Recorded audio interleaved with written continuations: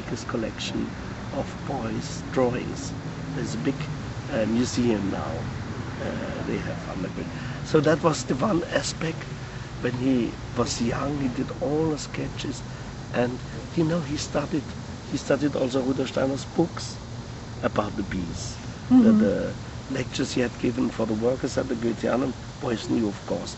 And it was funny, if you see these books, and normally I would underline some sentences, and then I would write a word on a paragraph, but Beuys didn't. He just made sketches.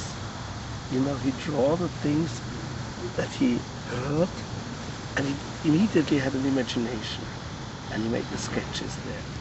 This was a long time, until the 60s, I would say, he did this work.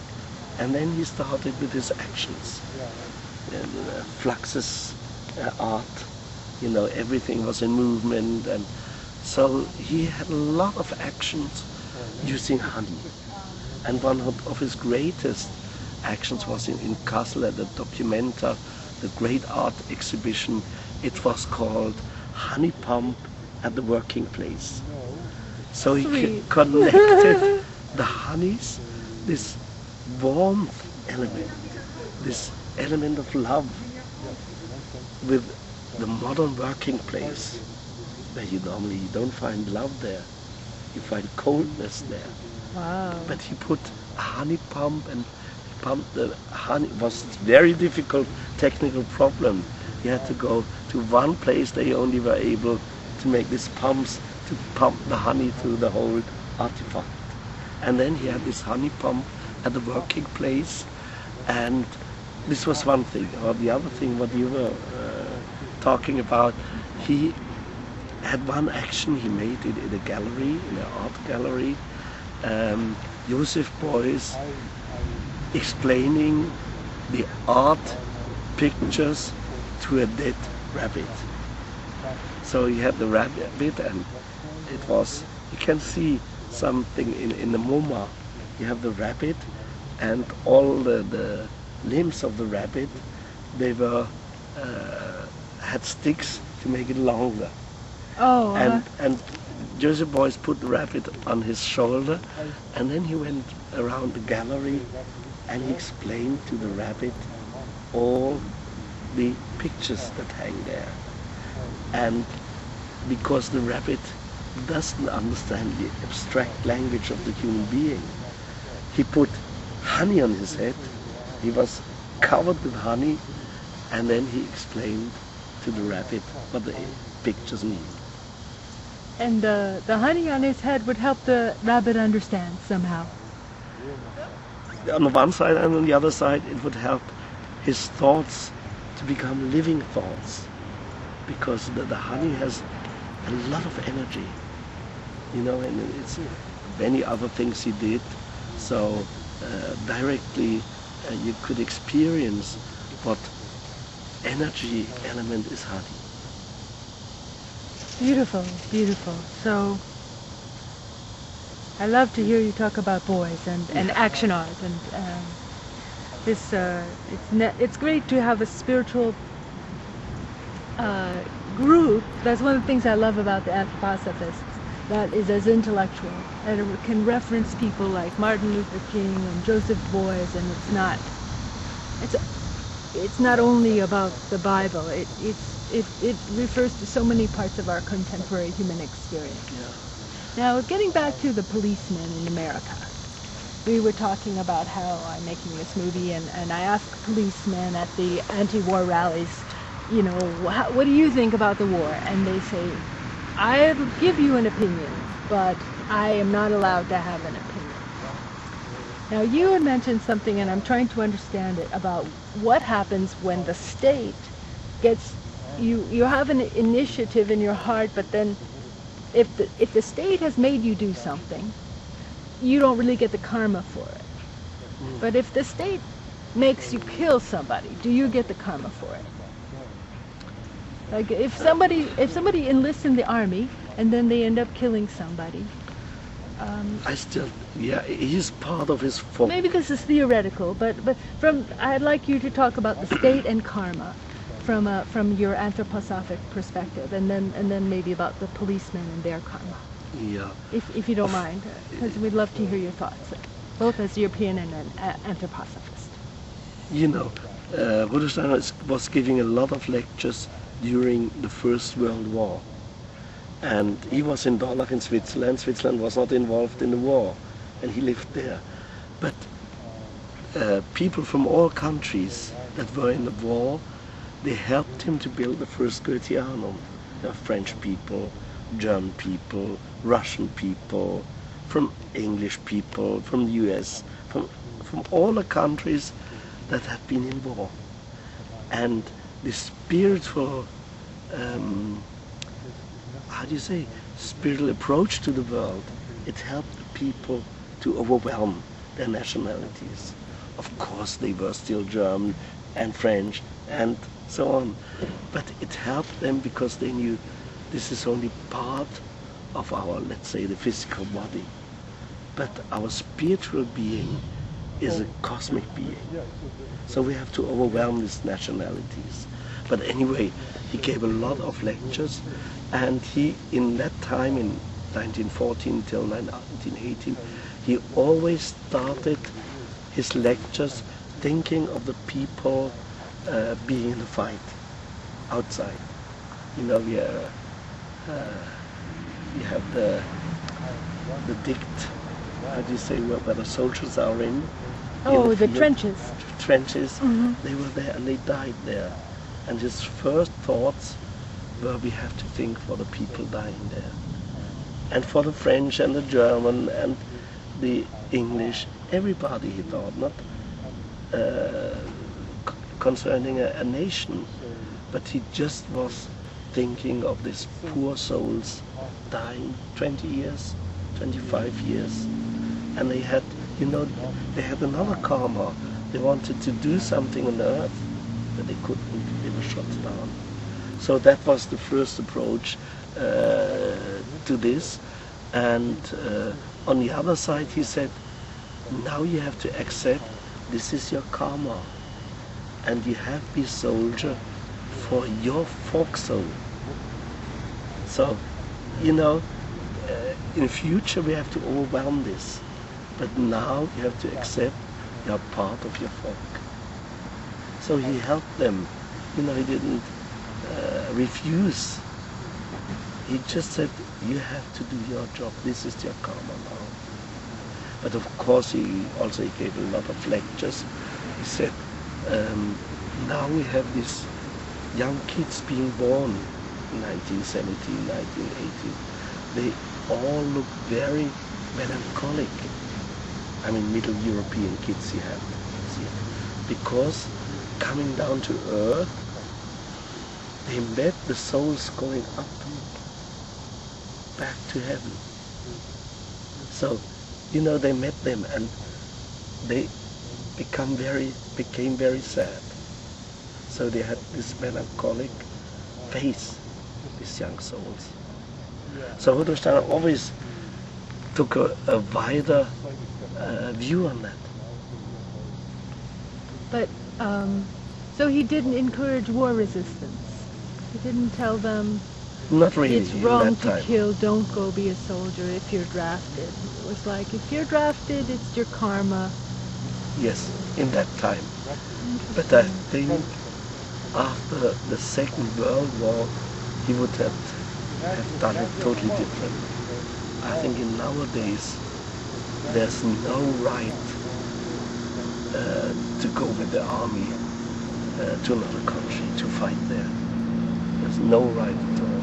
Not for Germans, not for Swiss people, even not for the US. I think if you defend your country, okay, I think it's not our time. This is okay, but if you go to another country, that's terrible. That's what I keep thinking. When my country's leaders tell us we're at war, it's wartime, and yet we're leaving America and everything's fine in America, and then we're going to Iraq where everything was fine until we went there and creating a war. I don't think we're at war. I think we're at stealing, or we're at making a crime. It's not a war. It's a crime. I think that's the right expression. And the German defense minister, he said, "We are defending Germany at the Hindukusch." I think 90% of the German people do not know where the Hindukusch is, but the young soldiers went there, and nobody believes what he's saying. And it's unbelievable. Even the Green Party supported that. At that time, Joschka Fischer, he was the leader of the Green Party, and he was Minister for Foreign Affairs, and he said, yes, in that situation, we have to accept it. So, I think, it's funny, yeah? Well, everyone should think about what happened to Jesus and think that, death is a process. We're all going to go through it anyway. Sometimes you have to allow it to happen. You can't sell your soul so cheap, It's better to die than to do something so stupid. In America, it upsets me. But anyway, back to that thing about But I wouldn't agree not to fight in the army. Doesn't mean to be passive. I think there's an active resistance without power, without, aggressivity. Violence. Without violence, I was looking for that word. Without non-violent activity, like Gandhi did it. He was... That's what I'm saying, right, to be willing to non-violent fight. Give yourself up to the non-violent fight. Yes. But this is where the issue of allowing cops to have an opinion becomes very important, because there's a really big effort in America to harden the hearts of the cops to the point where not only can they not act on their own opinion, but they're not even allowed to voice having an opinion. And it's laughable. Sometimes a cop will say to me, well, they'll flash a peace sign, or they'll say, I would give you my opinion if I could, but I can't. And I say, well, would you tell me that you're against the war if you could? And they'll say, yes, I would, but I can't. And it's good, because these dialogues between people and the police, in my mind, are very important. There needs to be a relationship, I guess is what I'm trying to get at in my movie, between police and people. Not just a relationship between the president and the cops, or the executive branch and the cops, but the cops and the people are really where it's happening. That's a social question. And I feel my government's getting in the way of the social conversations between policemen and communities that are essential to the peace that the policemen are supposed to be keeping. I think that's different in Europe.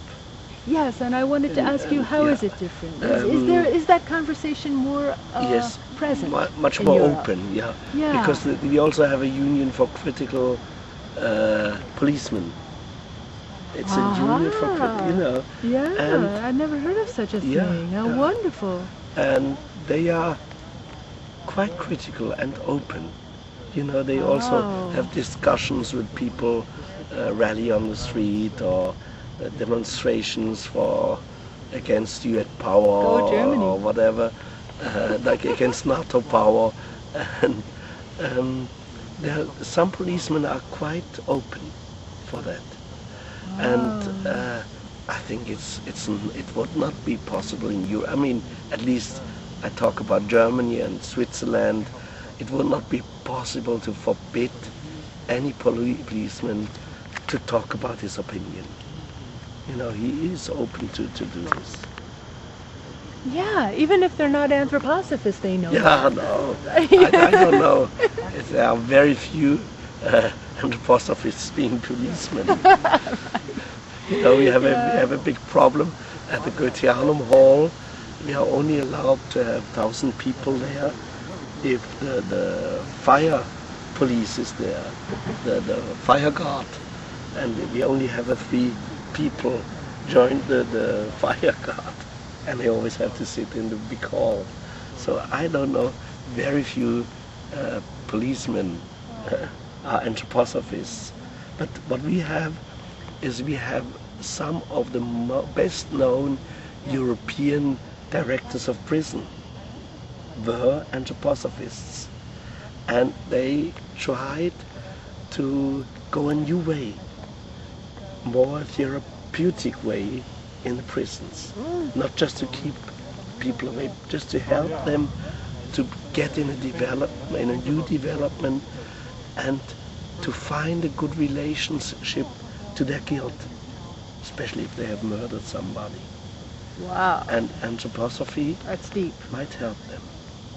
And is that still going on today? Yeah, yeah. This engagement? Of, There's still some people. I heard even in beautiful. the US, you have to find out who's doing it here. But these directors... Yeah, you let me know, because yeah. maybe I can, maybe that's a way Yeah. to Because continue 2 the of these film's directors died, initiative. because they are old now. But there's one more who's just living in our area. Yeah, and even prosecutors, you know, they work. That's how to say, that's their task in the earthly life, but they do it in a totally different way. Especially the young people that became guilty, they try to help them to find their way. This is exciting, because America is becoming very intolerant of free speech and things that were okay when I was a kid that you would think would never change. That just because you're at work, you're not allowed to speak your opinion now. And this is not just the cops, it's even people who work for the Environmental Protection Administration. You're not allowed as a citizen to test the air quality. They say that if we in New York City test the air quality, we might get a wrong result and then create a riot based upon a wrong result. Yes. So we can't test it at all. Now this is nuts, but these are things that are happening in America today, and I really appreciate your coming, here. It is so wonderful, from Germany and Switzerland, just because some of us can't get there, and we need your perspective to be able to, it's like to have a touchstone to compare, because America is becoming a very thoughtless country, having a lot of feeling without a lot of thought. And hello, darling. Hello, darling. This is my friend. And it's so wonderful to just meet Europeans and who are interested. You're here because you're interested in America, Yes. aren't you? Yes, I am. And that's so sweet. And I would say, it doesn't look so good in Europe, as you just mentioned it now. We have a polarity. Maybe we make 2 steps to the good, but we also make 1, 2, or sometimes 3 steps to the bad. It's up to the people if they push the good or the bad. That means the progressive or the regressive aspect. And I think it's the same in the US. You also have a lot of chances to go ahead, but you have to do it. Okay, I'm going to try to do it. So thank you so much. Thank you. And come back again next year. Yes. And I'll let you know how I'm doing with doing it. Or you come to the Goetheanum. Oh, I love to. Yeah. Yeah, that would be great. So Okay. thank you so much. Thank you. So be careful with the buckle. Yes, yes, darling. Come to visit. How have you been? Funny. How are you related to Bob Dylan? I just love Bob. I saw you put a quote from him in your magazine. That was great. I think he says the power belongs in the group, in the small Katie groups did. of people. I don't think they have titles. Yeah, isn't he Katie great? did, Yeah, I'm not really related, but I'm a comedian, and sometimes I do an act. I call her Blonde Dylan. And